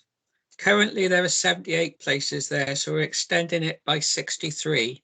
That is essentially to cover the additional staff for the new building, plus add some visitor spaces. If there's another question about planning, Councillor, I'd be happy to answer that. If you could repeat it for me, or was that it? That was it from me. I didn't have any further questions on planning. It was just about the parking. Thank you for the answer. Right. Okay. Thanks, Julian. Yeah, I'm sorry about that. I know what it's like when the internet goes down right in the middle of a meeting at a crucial point. So thank you for bearing with us there. Okay, Councillor Cook. My pleasure. Yeah, sorry, Leader. I just want to pick up on a point that was made earlier. Can I just check that the decision to proceed with the expansion of Trinity Field School was at the recommendation of a cross-party working group that looked at all the options? Absolutely. That was the result of the scrutiny committee. If someone wants to confirm that, yeah. Yeah, we did have a cross-party working group that was set up to look at all the proposals that were actually submitted to Welsh Government as part of the Band B process. So back in 2017, when we submitted the strategic outline plan to Welsh Government, Trinity Fields was actually included within that documentation, and there was a cross-party working group of various members set up where we looked at all the proposals that were submitted to Welsh Government. Thank you ever so much for that, Andrea. Thank you. Okay. Okay. So there's no further questions from the Cabinet. Thank you for that, and thank you for everything that's been outlined here today. And as I said earlier, it was interesting that Sarah Ellis commented on the reason why we're here today, and that is for us, reminding us why we are on this journey and putting children at the heart of our decision making in terms of ALN in particular, you know. And I think, you know, that was the precept for this in the first instance, and this is why the expansion of Trinity Fields was evolved to become a project. So I think it's really important that we do remind ourselves of that provision and what we're trying to do here in terms of our most vulnerable, and in terms of providing a state-of-the-art education facility for them, but also, again, wrapping it around the health and well-being agenda and around the Future Generations Act. So I just needed to wrap that up because I think it was really important and very poignant point in the presentation that we heard that, and it absolutely reminded us of why we're here today. So thank you for that. Okay, if there's no further questions, or if no one's got any more statements to make around that, Charlotte, if we can go to the vote.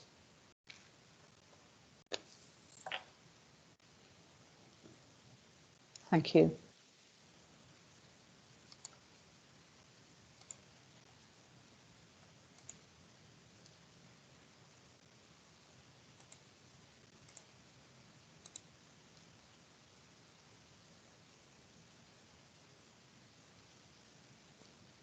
Just in case my system is slow, have we? That's right. Okay, all the responses have come through. That's unanimous, and thank you very much, everyone. And thank you for your time, all to the officers that contributed there. Thank you. If we can go to the next item on the agenda, I think we're returning back to Councillor Whiting for agenda item number 8, which is around the phase 2 proposal for a centre for vulnerable learners. Thank you. Over to you. Apologies for intervening, Leader. Do we want to invite Councillor Phipps and Mark S. Williams back to the meeting? Yeah, if you could, please. That's great. Oh, Mark's here already. He's back. Thank you. Just calling them back in now, Leader. Thank you, Charlotte. Thank you. Welcome back, Mark. And we'll just wait for Lisa to arrive back.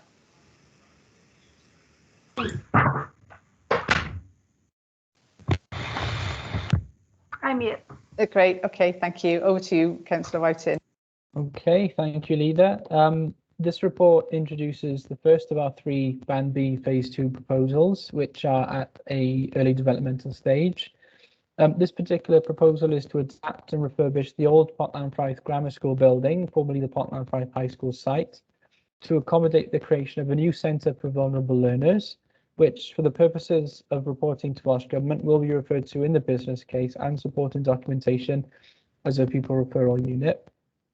This is a proposal because of the requirements of the ALN Reform Act, which has led to the need to expand this type of provision. And as a result of the local authority's extensive and far-reaching review of ALN provision, which aims to create a model of service delivery that meets the needs of all learners across the borough, quality assures the provision and continually evaluates the future requirements for our most vulnerable learners, placing the child at the heart. The total funding identified for this project from the Band B funding envelope is £5.5 million.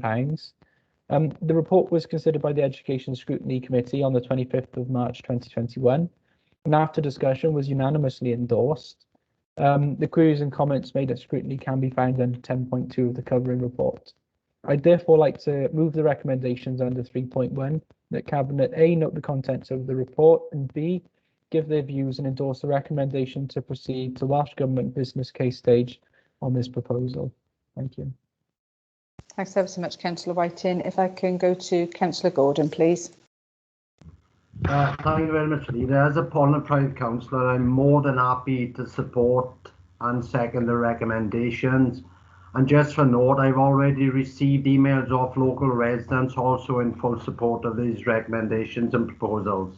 Thank you. Thanks, Councillor Gordon. Okay, what officers presenting the report? Yes, I am. Okay, come in.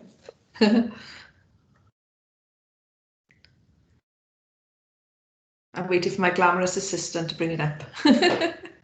Okay, so the first of our Band B Phase 2 proposals, as Councillor Whiting mentioned, is the Centre for Vulnerable Learners.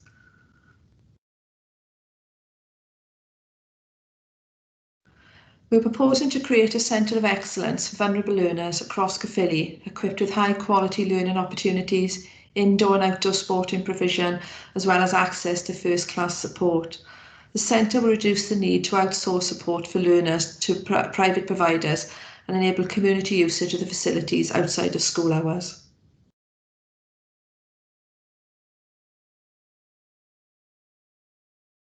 Next slide, please. Again, just to make members aware of the statutory guidance, I think it's important to emphasise, Councillor Whiting made reference to the fact that we are going to make it known as the Centre for Vulnerable Learners, but it is classed as a pupil referral unit. And as such, there isn't any statutory guidance contained within the school organisation code in relation to a process that we need to follow. However, the Council's Consultation Engagement Framework 2020-2025 and the spectrum of engagement will be utilised to ensure the appropriate level of engagement in informing and consulting stakeholders. And as such, we're proposing to mirror the first stage of the requirements of the school organisation code. So even though it isn't a statutory requirement for us to undertake that level of consultation, we are proposing to actually mirror the process we would undertake for any other of the Band B proposals. So to refresh members' memories as to where we are at this stage, the decision-making process, we've formulated a proposal. We have submitted a report to yourselves today as Cabinet members to actually achieve approval to proceed to submit an outline business case to Welsh Government. And obviously I'll go through the various steps then. I think it's important to sort of emphasise that once we submit the outline business case to Welsh Government, steps 4 and 5 are processes that need to be undertaken by them. So the business case will be considered at the Welsh Government Business Case Scrutiny Panel, and we are hoping that we can actually meet the dates of the 13th of May in relation to that particular panel. And then the business case will be considered at the Welsh Government Programme Investment Panel, which will then be held in June. So we are hoping that if we do get approval today to submit the outline business case, that we'll actually meet those dates, and then we should have some indication from Welsh Government, I'm hoping, by July, August of this year. And again, obviously, when we get to step 10, the pre-planning guidance and full planning application will be submitted subject to Cabinet approval at that stage. Next slide, please. Again, we've given an artist impression of what we're actually proposing to do. Obviously, I'm aware Councillor Gordon is very familiar with regards to the site, but this is just sort of an overview of the area of Pontefraith former grammar school that we are looking to actually use. Next slide, please. And again, just giving an aerial view in relation to the proposed site, so showing the existing school and the area of the school we are proposing to actually look at and sort of adapting to cater for this facility. Next slide, please.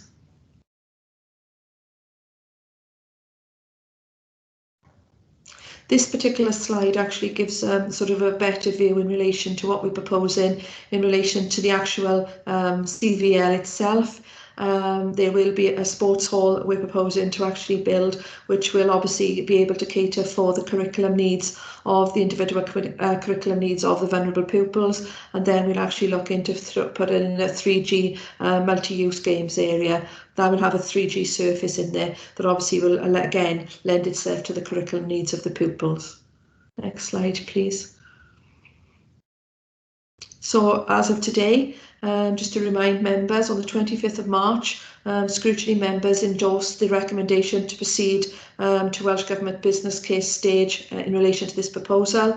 It was found unanimous in favour, and we're asking Cabinet members today to give us approval to proceed to the submission of the Welsh Government business case based on this actual proposal. And again, then obviously the outline business case will be subject to discussion at the two panels moving forward. That's the first of the Band B Phase 2 proposals. Thank you. Thank you ever so much for that, Andrea. And it's great to see the visual 3D image there and what the potential project can look like, because it again brings it to life in that area. And we're very mindful of what that site is like currently and the need to develop it and make good again. But for me, again, it's around the vulnerable learners. This is so important that we put them at the heart of our decision making. And I think this is, something that has been close to my heart as former Cabinet Member for Education.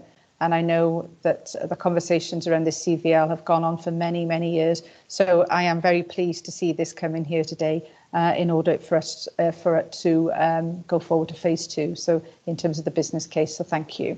Are there any questions in relation to this? The fact that it was unanimous, I think, through the scrutiny process, and the fact that we've talked at length about this, and in terms of developing this provision, particularly around our EOTIS policy and our EOTIS provision, this is so important for us and how that we go forward as an authority in that provision. So if no one wants to make any further comments, I think we'll go straight to the vote.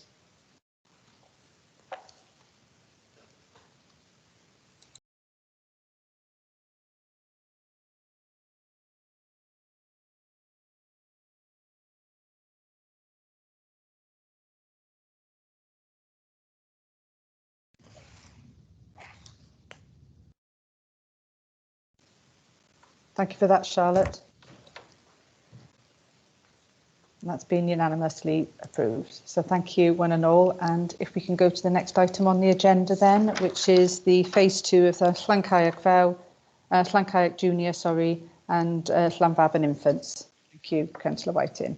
Yeah, thank you, Leader. As you said, this report is for another of our Band B Phase 2 proposals, which is to amalgamate Llancaeg Junior School and Llanfaban Infant School in Nelson via the expansion and refurbishment of the existing Llanfaban Infant site to accommodate the new primary school, with places for 275 pupils plus nursery.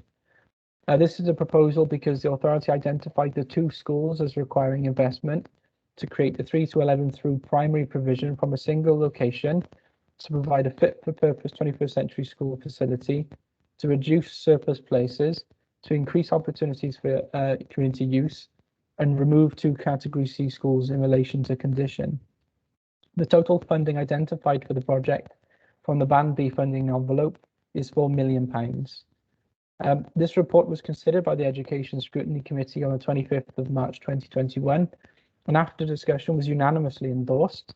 The queries and comments made at scrutiny can be found under 10.2 of the covering report. I'd therefore like to move the recommendations under 3.1 that Cabinet note the contents of the report, and B, give their views to and endorse the recommendation to proceed to Welsh Government business case stage on this proposal. Thank you. Thanks, Councillor Whiting. Councillor George.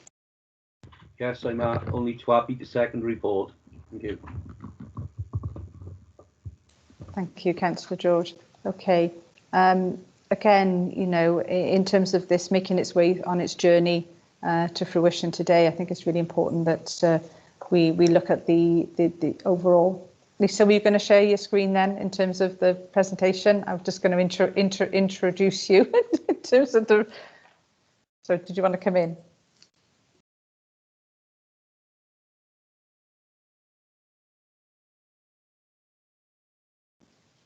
Thanks, Lisa.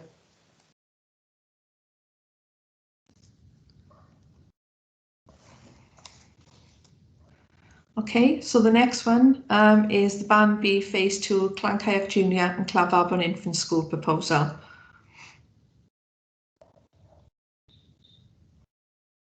So we're proposing to amalgamate the amalgamation of Clancaird Junior School and Clavarbon Infant School to create a new primary school to include community facilities.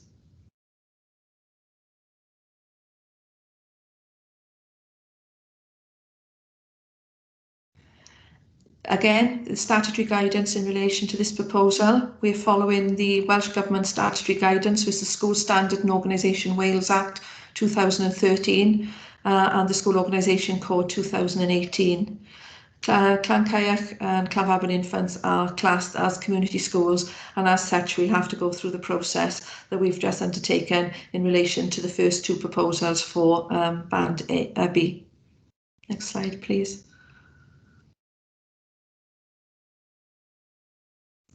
Exactly the same as the last proposal. We're at stage 2 today in relation to asking yourselves as Cabinet members to give us approval to proceed to submit an outline business case to Welsh Government, which will again be scrutinised by Welsh Government at stages 4 and 5. Next slide, please.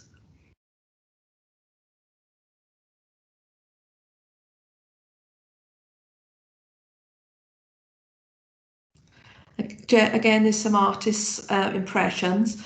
The school to the right of the larger picture is the sort of footprint of the existing Clanfabon Infant School, and you can see there's a walkway then going across into the proposed extension. I think it's also important for members to be aware as well in relation to this proposal.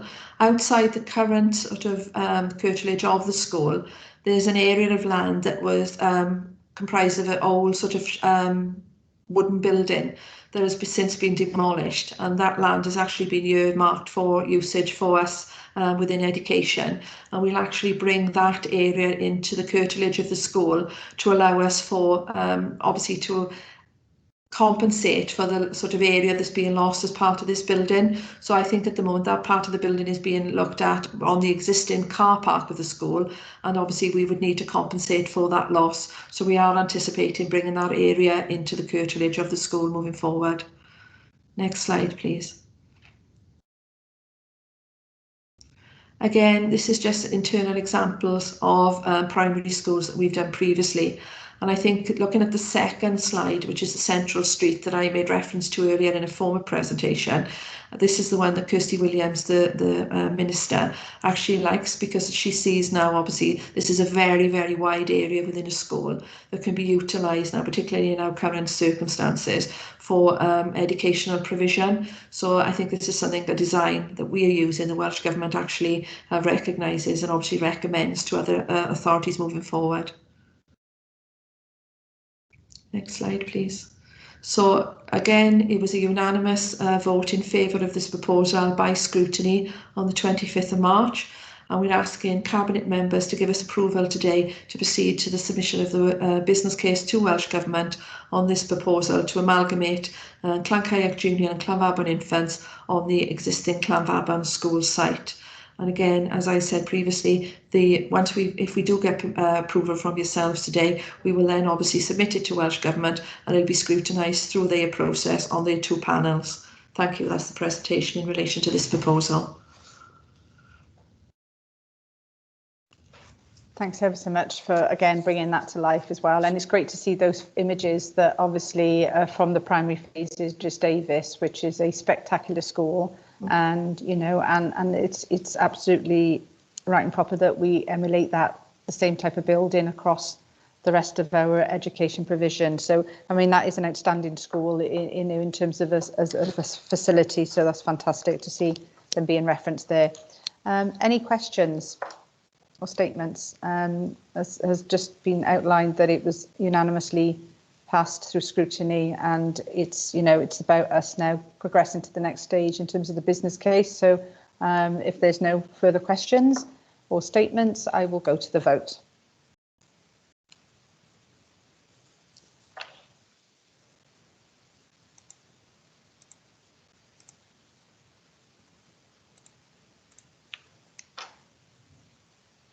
Thank you, everyone, and that's unanimous. Thank you. I'll hand back over now to Councillor Whiting for the Councillor Whiting show. And yes, if we can go to the phase 2 of the proposal for Plas Velin. Yeah, thank you, Leader. Last one from me, but by no means least. This is the report for one of our 3 Band B phase 2 proposals, which is to build a new and enlarged replacement school on the grounds of the current Plas Velin primary school site. This is to accommodate future projected demand within the area and to provide a fit-for-purpose facility, fit for the 21st century. The new school is expected to provide places for 420 pupils plus nursery provision. In addition to the expanded school provision, as with our other 21st century school projects, we intend to create and provide community use of school facilities wherever possible. The total funding identified for the project from the Band B funding envelope is £9 million.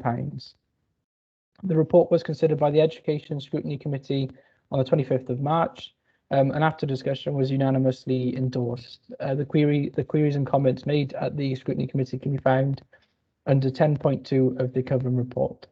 I'd therefore like to move the recommendations under 3.1 that Cabinet note the contents of the report and B, give their views and endorse the recommendation to proceed to Welsh Government business case stage on this proposal. Thank you. Thank you ever so much, Councillor Whiting. Councillor Cook. Yeah, thanks, Leader. I'm very happy to second this proposal for a new build school at Plas Velin. The school is at the centre of the local community and is greatly valued by current and past pupils, including me. Thanks, Leader. Thank you very much for that, Councillor Cook. And if I may, I've received an email from the Vice Chair of the Board of Governors for Plas Velin, which is also a local ward member, and I think Councillor Cook may know him, Councillor Pritchard.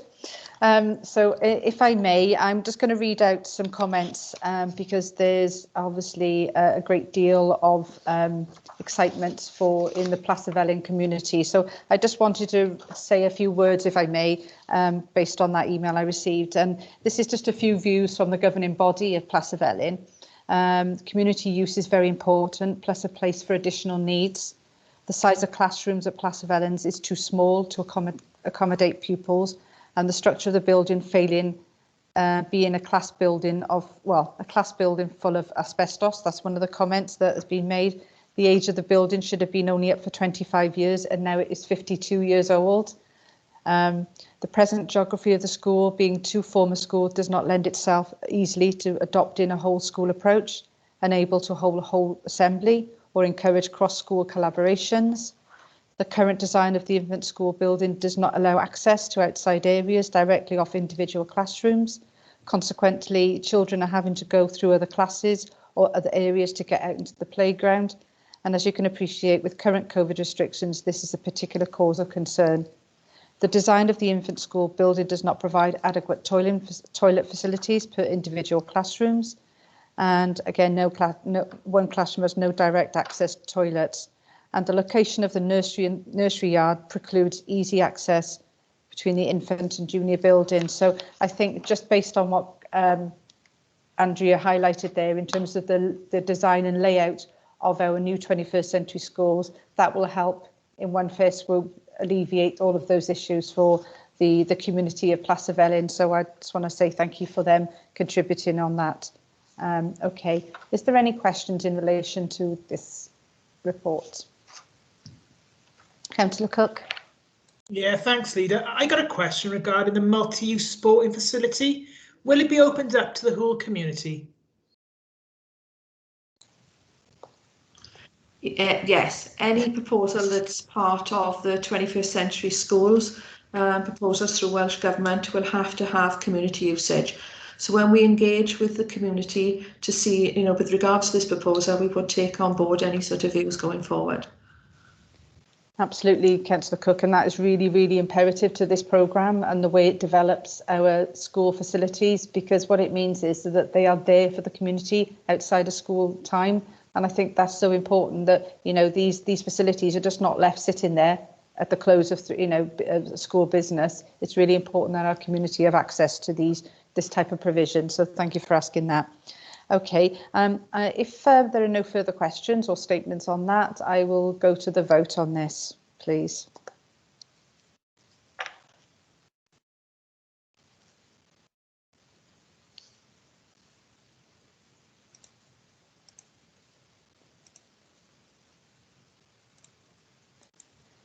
Okay, and that's unanimous, and thank you. Can I just ask if we can have a quick comfort break, because I'm very conscious that we've been on the call for 2 hours now.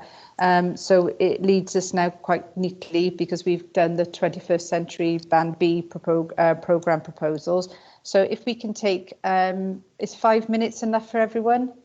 Just to make tea, whatever, and come back. So if we maybe can just stop recording now, Charlotte or Mark, whoever's controlling that, and then we'll reconvene back at 12:35 then. Should we say 12:35, everyone? Is everyone happy with that? Okay. Yeah. Great. Thank you.